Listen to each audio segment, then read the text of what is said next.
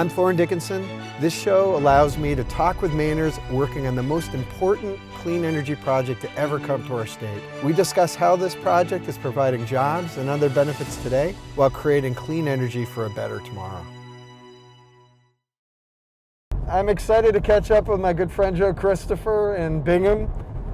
He has a warehouse there and a new venture called Upward Housing. This is a warehouse that has been abandoned for a while, and now Joe is leasing it out to be able to lay down equipment and material as the project gets going forward. And it really allows him to take this abandoned warehouse and continue to make investments into it. So you're doing well? Things are all right with you? Or? Things are going good. Bingham here. Upward Housing and Development is a company that we started a couple years ago. Affordable workforce housing project for towns and trying to rebuild communities in Maine. And so Upward has this factory here in Bingham that we've leased to Irby Chinbro for the project. It's really just a good fueling piece of community development.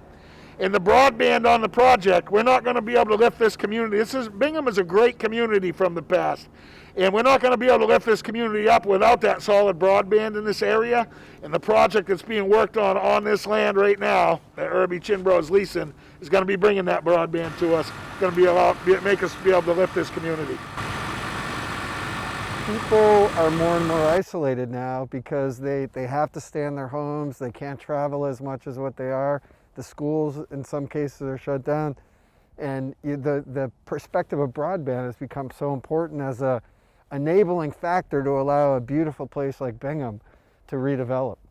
Yeah, and I think for the entire state of Maine, we've been over this before, but this project is providing infrastructure for this state that this state doesn't have to pay for, that it needs desperately to be a hub for Maine, to be a hub for the Northeast United States for renewable energy, for broadband communication that allows communities like this to grow. A school, if people don't want to move to this town and have their children in this school, if they don't have the broadband access that they need for their kids to learn globally and in the way they need to. And let's talk just a little bit about this, the building you own here. Yep. What was it before, Has it been idle? And there's a lot of good history in this old building. It's a nice factory building. You had Bingham Lumber was here when I first came in the early 90s. You had Bingham Lumber, and then you had Manzer Construction, and so it's been a lot of different things over the years that served the community well. The gas station next door ran out of gas from everybody fueling up. Now the gas tax involved for the state of Maine, the sales tax for everything in that store, fueling up those trucks every day. This is a windfall for this little town, and a very good thing.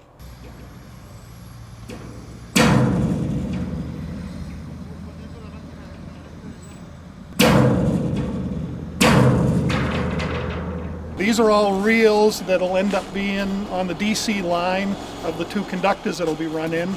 And I don't believe the OPGW, which is the static wire which will carry the broadband and communication fiber optic, that hasn't come in yet. But this is all the large conductor that's going to carry from structure to structure. Maine has an opportunity to start to get in on this technology boom, and particularly bringing a lot of renewable energy. When we're talking about electric cars and motorcycles and the whole EV movement and bringing this green energy and creating a hub. Like it was said earlier, in this area, to have the corridor here and be able to bring the broadband in on that to offer, you're not going to just run this up the side of the road in a rural area like this for the cost of it, but it's going to be brought into the areas right on the corridor. Without broadband, these little towns, we cannot lift them up. No, you can't. They will not be able to grow without that internet and that broadband connection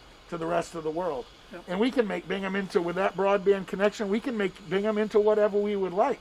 And the state of Maine does not have the financial resource, and we wouldn't be able to create that infrastructure on our own without the tax dollars. And here it is presented to us in this project, a huge lift for the entire state. I just was so excited to bring this to the state, and now that it's actually happening, and you're out talking to these kids that are so freaking excited, and they're looking forward to what this means to their families and their future. It kind of brings it all full circle for me. Change is difficult for people.